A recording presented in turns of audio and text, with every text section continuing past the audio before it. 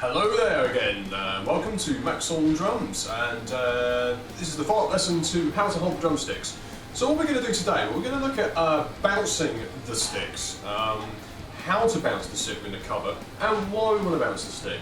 First thing I'm going to do is say, well, why do we want to bounce the drumstick when we play? Well, it's simple physics really. If we could get the stick to do half the work for us,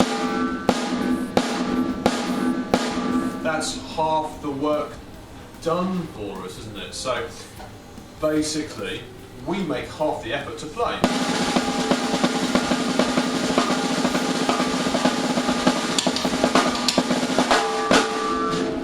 So it's a win-win situation for us drummers. So, okay, we want to bounce the stick, half the effort. Okay, so let's have a look at that. So what we need to do is drop the stick on the floor, hold this stick, if you're right-handed, in your right hand, and I want you to hold the stick with your two main fingers, the index finger and middle finger, and your thumb like this. What we're going to do here is I'm going to show you, you can feel, this is how we can feel the stick bounce, okay? Hold the stick over the drum like this, don't move the arm, don't move the forearm, and just roll the thumb over the two fingers like this. Okay? You can do that on the snare for me. We can really feel that stick bounce. Okay, you should be able to really feel the stick bounce. So we can get the stick to bounce up all on its own, which is very, very, very handy. Okay, so that's how we feel the bounce. The only problem is though, is we've got to be able to do this with the whole hand around the stick. Now, the problem is these back three fingers kind of get in the way, okay, when we try and bounce the stick. So what we want to try and do is our hand needs to basically assist the stick in its bouncing movement. So for example, if we start with the stick at up here, now if you think of this as an angle, 90 degrees, okay, 90 degrees. We're going to drop the stick down. As we drop the stick down, the stick's going to hit the drum. As the stick hits the drum, it's going to want to bounce. Now look what happens if I don't move my hand with the stick. You can see the stick wants to bounce, but my hand isn't letting it. So what we've got to do is we need to assist the stick. So we just need to gently move our hand up as the stick bounces. And what we want to do is we want to move our hand at the same rate as the stick bounces. And that becomes minimal effort for us. Okay? There you can see, hopefully, the stick clearly bouncing in my hand. The grip's got to be nice and light to be able to do it. Remember, the fulcrum needs to be light, as I mentioned in the previous video. So that is effectively how we bounce the stick. If you move your hand at a different rate, it's not really going to work.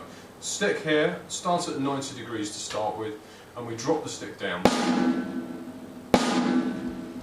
and feel the bounce. Good analogy for this is if you think of basketball, or anything with a ball really. In basketball we dribble the ball, don't we, by moving our hand and bouncing the ball along the ground. Well, effectively we're doing the same thing with the drumstick. It's like a basketball. We're only pushing down, and then as the ball wants to come up the ground towards our hand again, we kind of accept that movement with our hand and help it move, and then push it down again. And as we do that, we're dribbling the ball. We effectively dribble the stick.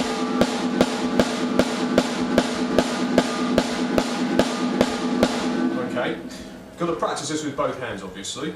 Right, so the next point of this video is we're going to be looking at something called dynamic markings. Okay, it's a very fancy word, really. Effectively, all it means is how loud we hit the damn drum. Okay, so, what do we mean by that? Okay.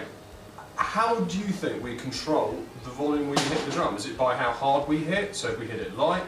Well, yes, obviously, but there's another way, and there's a much better way of controlling our volume as a drummer.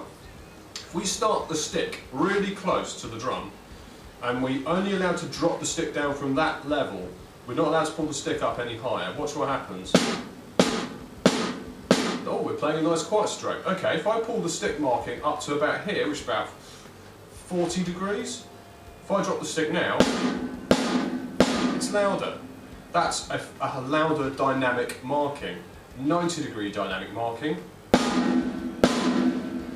Now we've got a loud stroke. So there we go. Pretty much covered the main bases of stick bounce, and hopefully if you're having lessons with me, you can use this to recap the lesson if you've forgotten anything. So once again, that was Max on drums, and thank you for watching this video. Stay tuned for more videos.